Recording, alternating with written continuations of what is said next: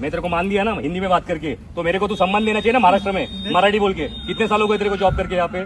2 साल कितने साल हो गए? 2 साल हो गए। हाँ, मराठी क्यों नहीं शिका? मराठी का नाही येत तुला? शिकेगा सर। कधी शिकणार? कधी शिकणार मराठी?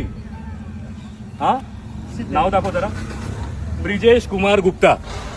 हा छत्रपतींचे फोटो काढताना हा व्यक्ती कुठे, हा वसई फोर्टला असतो बरोबर, सिक्युरिटी गार्ड. हा आपल्यासारख्या मराठ्यांना फोटो काढताना थांबवतोय. याचं काय केलं पाहिजे? आणि बोलतो हक्कानी मला मराठी येत नाही. देखिए अभी ओके, मला बोललं असं काय बोलला? कोण बोलला?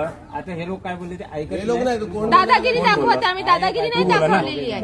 नहीं तुला फेमस व्हायचंच आहे म्हणजे ना.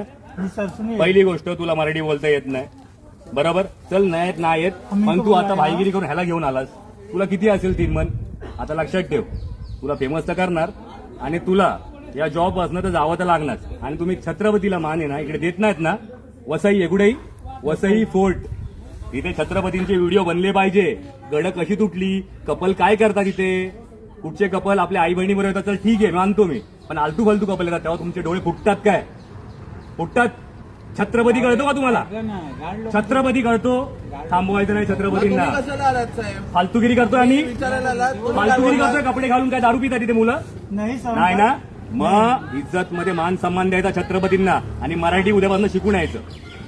त्याशिवाय इकडे यायचं नाही आमच्याकडे.